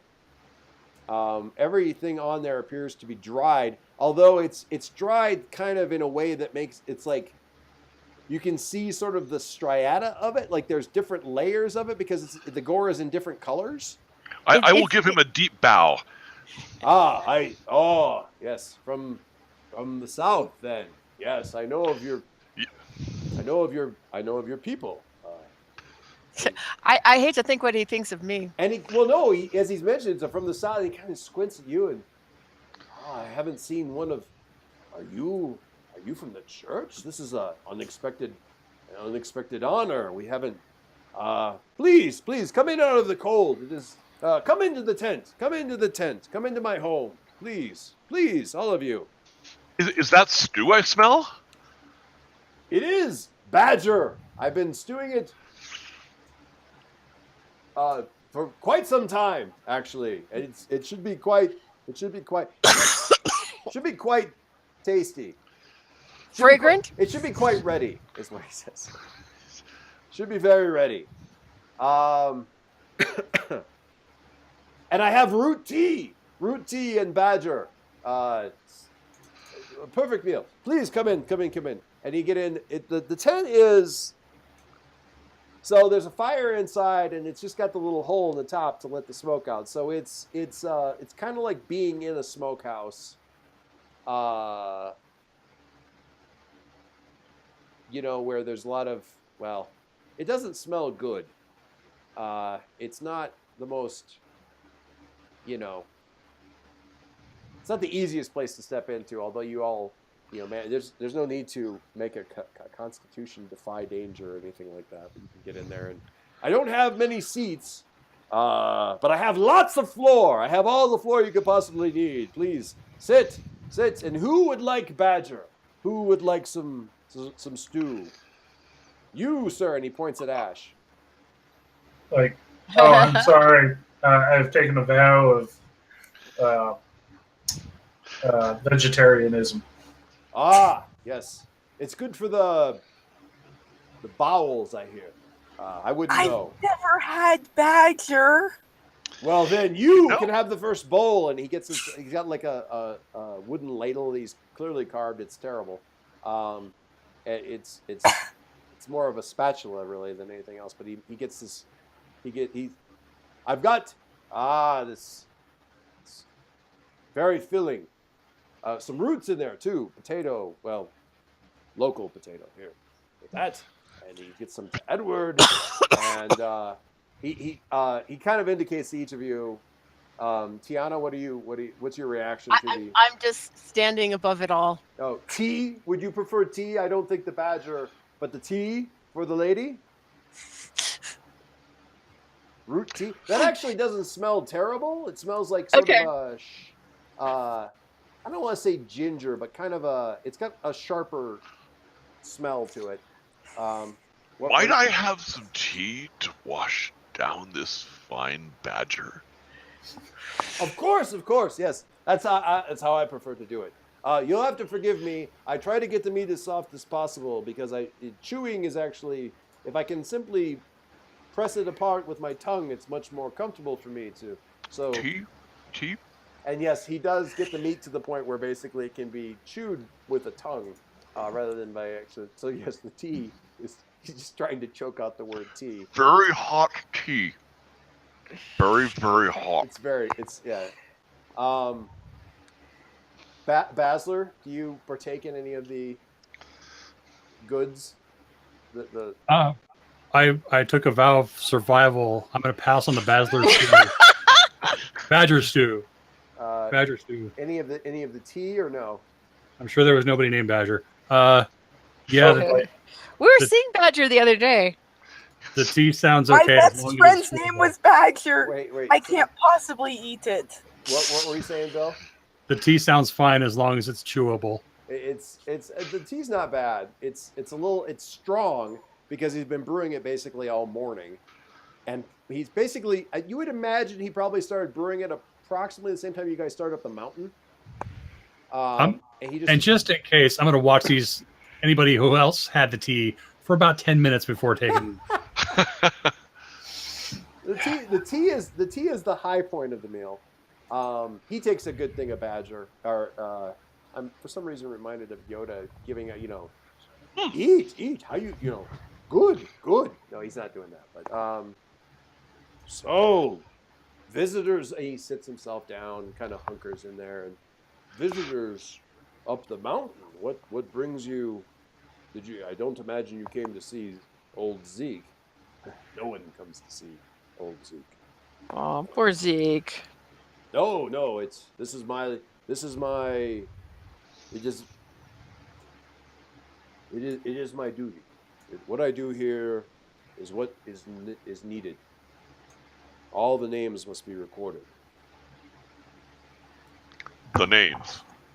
The names. You saw me recording the name of I don't know what it says, but I know that that's a name, and I am recording the name so that it can be, so that they will be remembered. The names of who? Edward asks, voicing what everyone else is wondering, if they haven't already figured it out.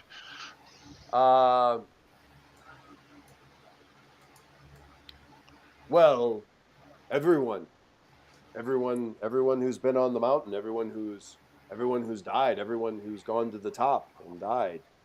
They all die. They all die when they go to the top. You mean the armies that came from the south and the others 50 years ago, right? Well, them most recently, of course, but when I was young, evil lived on the mountain. It was destroyed, but it had taken thousands.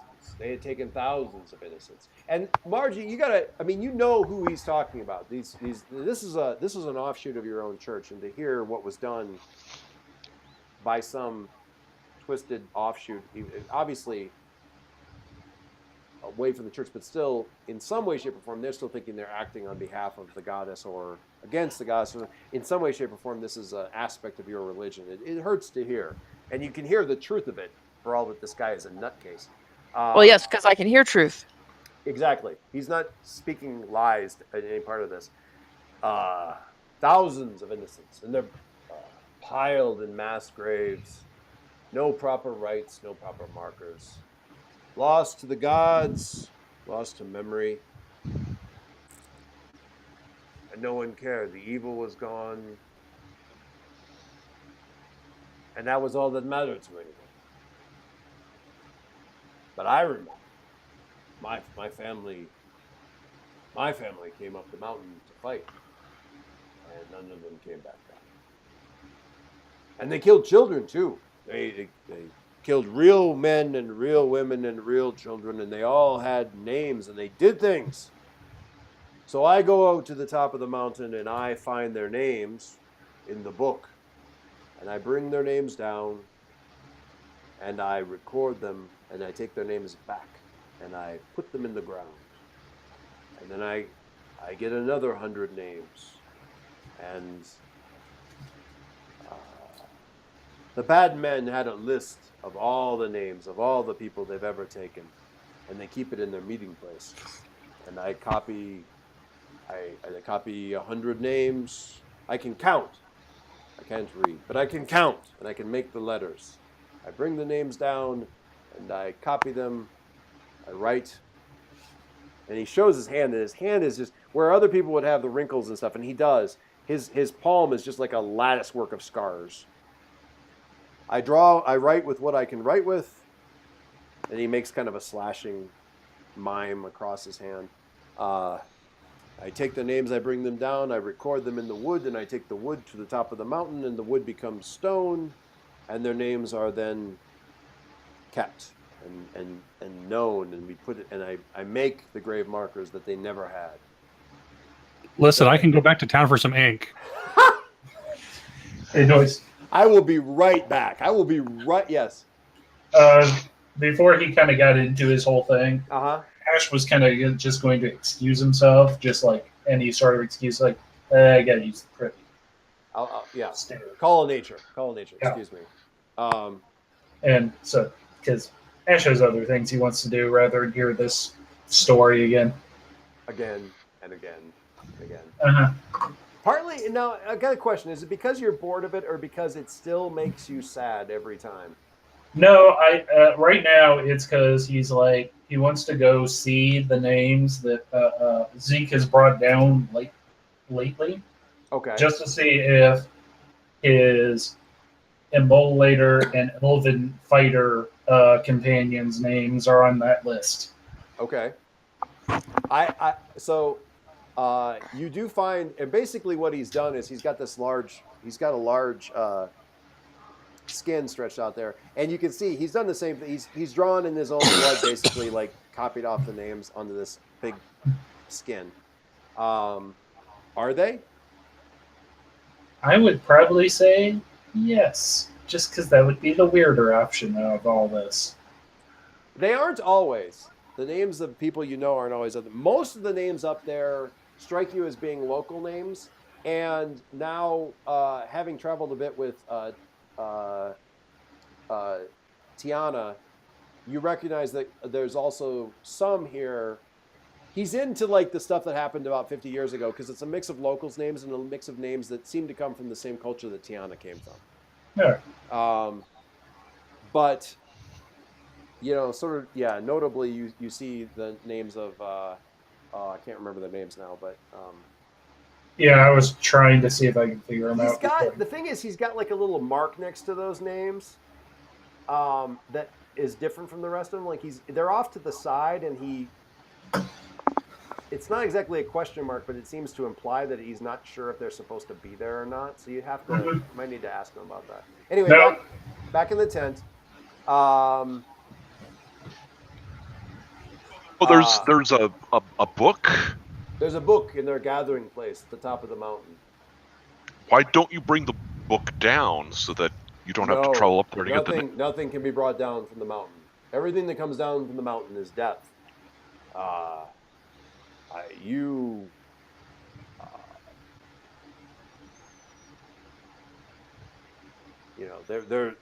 Things could be brought down from the mountain, but are they worth your soul? You think? The book is. I will do what I can with the book, but it is not worth my soul. I am trying to do this to save other souls. 100 names at a time. I bring them down. I will never finish. I am too old. And I am probably the only one left who remembers. And there are so many. There are so many. Are there recent names that are in this book? Or are they all from the horrible things that happened? Some are names that I know. And not, but I did not know enough to tell them not to stay, not to. I mean, people can go to the mountain and come down, but you cannot stay at the top of the mountain. You have to go and come back.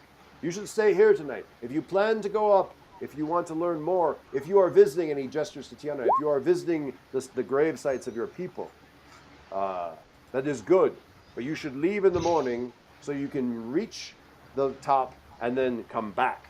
You should not stay at the top of the mountain at night. It is a very bad idea.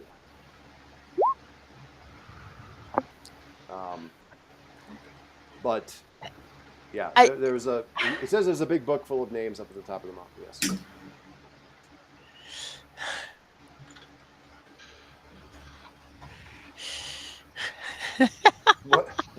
What am I missing? I didn't look at the chat over here. What's going on?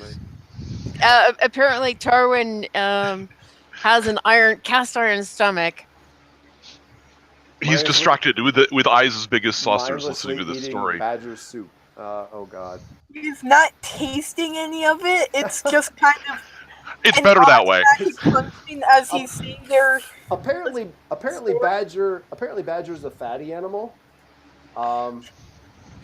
Because this is practically a gravy with like meat and potatoes in it. Like that's essentially what it is it's like a gravy.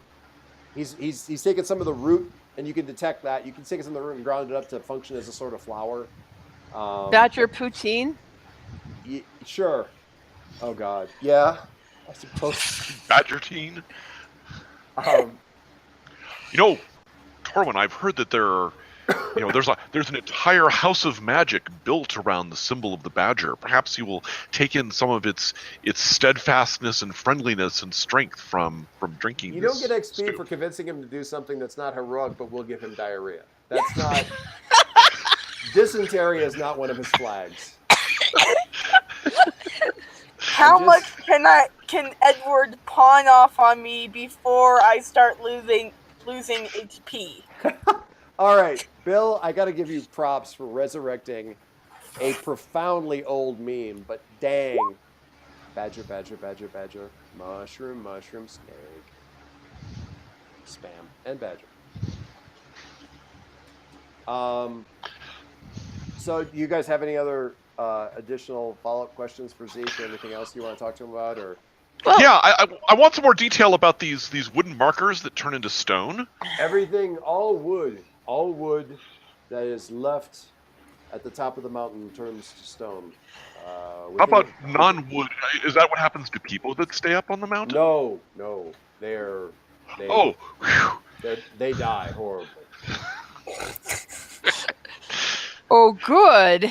Usually they succumb to madness, or well, I don't know. They go up and they do not come down. I think I try to get the names, and what was your name again? I try to get the names of those that go up in case they do not come down, so I can record their names as well. Although I do not know where their graves are. I'm not sure what happens to some of them who do not come down. I try very hard to keep anyone going up from staying and endangering themselves. Although I will not. And in case they want to stay, then you make sure that you have their names so that you can. Yes, Edward. Curve. Edward. Edward Zitherhands. There's a long story there. Edward. Then. Edward. Zitherhands. He's not even going to take a shot at that. Anyway, yeah. Apparently, everything according to him, everything wooden. So he used to carve in stone. He used to do cairns. He used to do statues, and until first of all, it was taking too long, and there was too many names, and it was just, and then he realized what he was doing with stone. He realized what happened to the wood, and he just works with wood now because it's faster. Not fast enough, but faster. But yeah, everything left over there for more than a few days, the wood will turn to stone. So. And your family was part of the ones that went to fight? My parents, my older sister. Yes, I was the youngest. I was the only one who did not go. They thought they would come back because they had so many warriors with them. It didn't help. It didn't. Almost no one came back. He's cheerful. So Edward had those. Did you guys have any other? He doesn't remember a lot. He was pretty young. He doesn't really remember how old he was, but he was too young to go.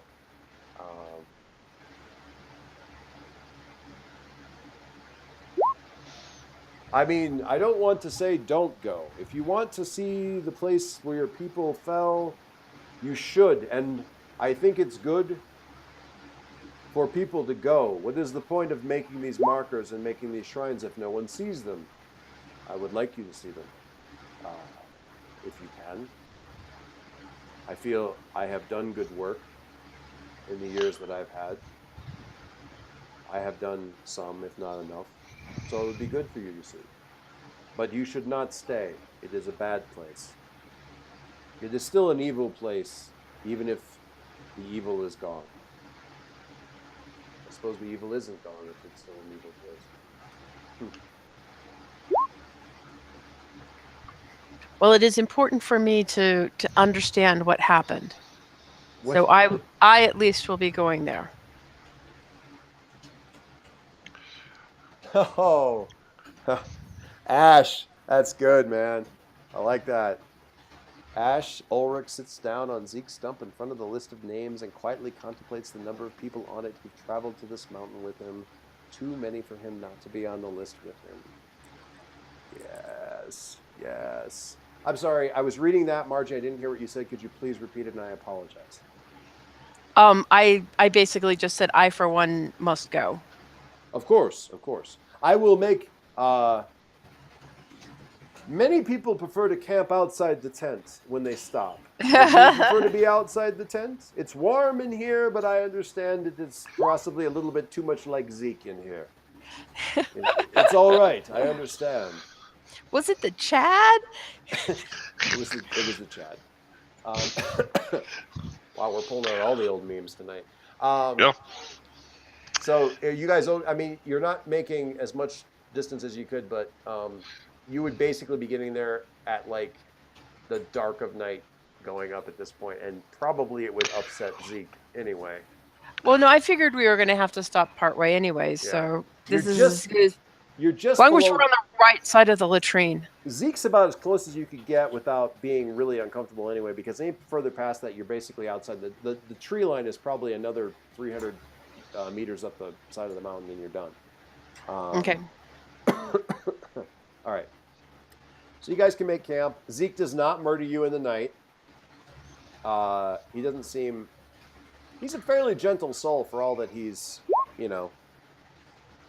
gross.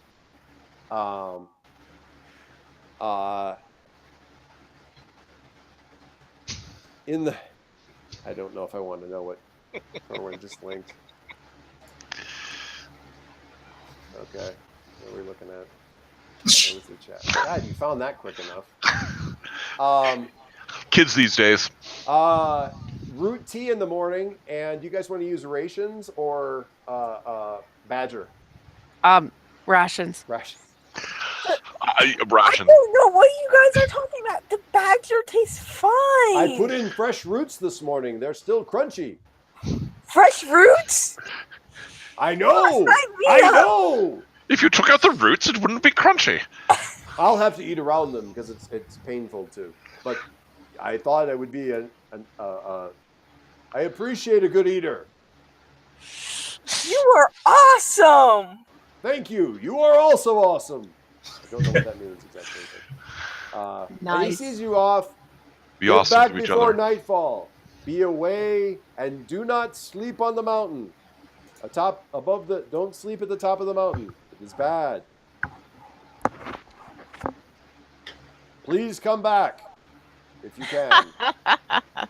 Some come back. We're never coming back. I'll Aren't have a you, quick Mr. exit like Autumn. Joyful? What's that? Well, you might come back. So as you, how close? We're gonna wrap up here. As you guys approach the tree line, the landscape becomes increasingly more Desolate. almost unnatural. I mean, the sound of animals, which is already pretty rare, begins to disappear. Eventually, there's no shrubs, no lichen, no birds, any other animals, no signs of any life at all outside of a few dead trees, and eventually those are even gone. Mostly gone. What's weird is, I mean, once you pass the tree line, trees shouldn't grow, and occasionally you still see one here and there,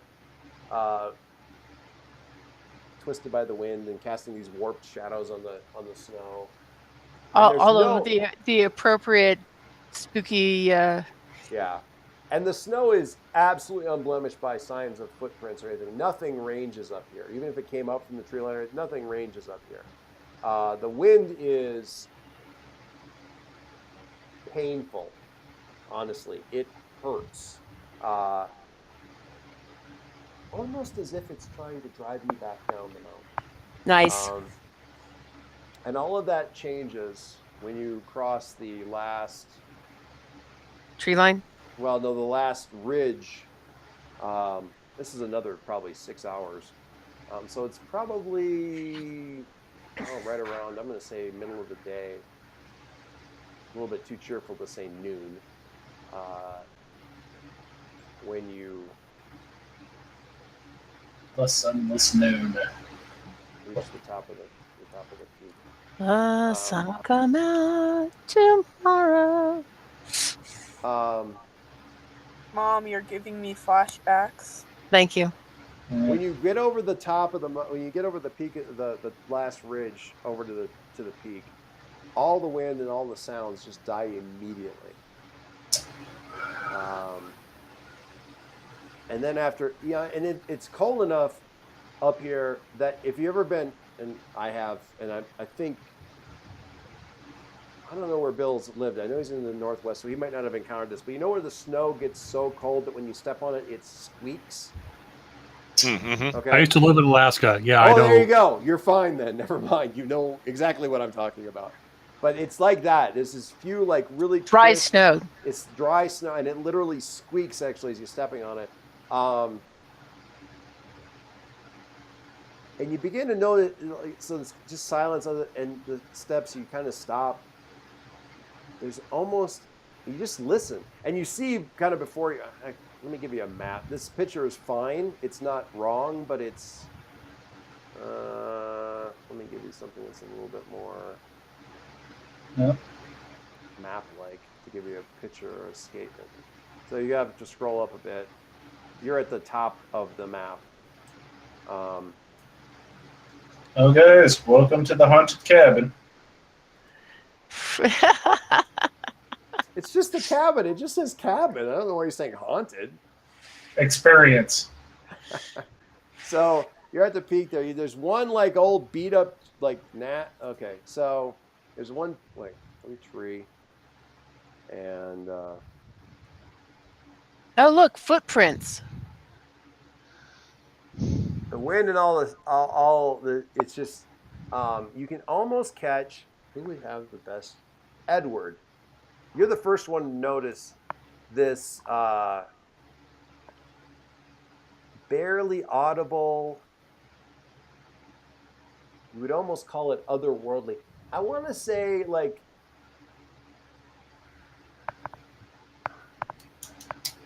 a theremin on LSD. A theremin like on an LSD, but so quiet you can barely catch it.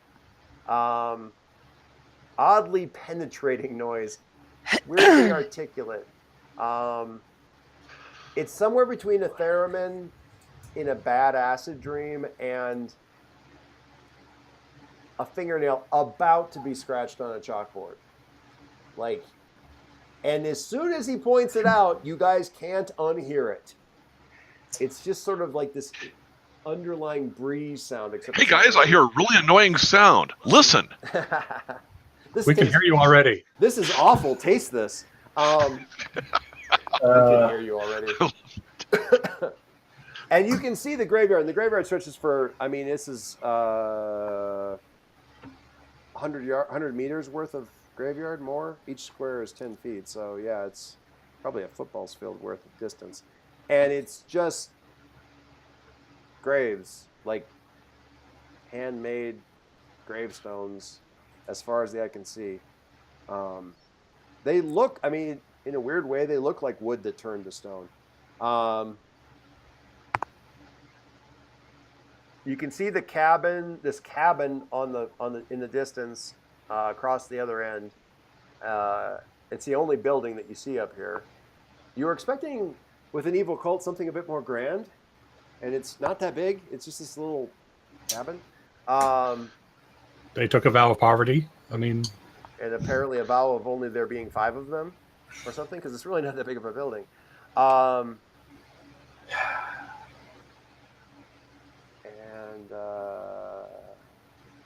So there's some things I want to tell you guys. But first, Torwin, I know you want to go run to the cabin, but please, please, you can take that as just run off right now, because that would be excellent. But anyway.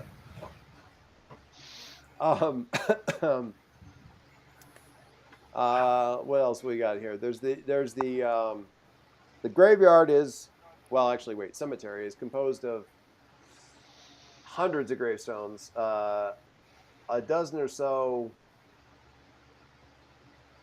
I calling them mausoleums is probably a bit grand, because really they're like wooden huts that turn to stone. A few statues, very, very poorly cut. Makeshift crypts. Makeshift crypts, that sort of thing. The whole place is just got that depressing? weird. Well, it's got this weird sort of hummocky look of ground that was torn up and then allowed to just kind of weather relatively flat again. You wouldn't want to run across this because you'd probably break an ankle pretty fast, because it just doesn't look like it's very like it's been messed with. Thick mist across the whole area. It just kind of turns everything kind of a sunless gray. At least, during the day here. There's that tree off to the side has a hanging rope dangling off of one of the branches. Of course it does. Of course it does. Why wouldn't it? And there's that noise, that damned noise that just doesn't seem to stop. And Drive one mad.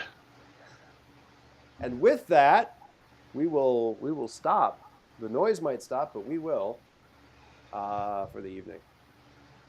And that's where we're gonna pull up. See what you guys want to do. Tune in next week when the screaming begins. Guys, the noise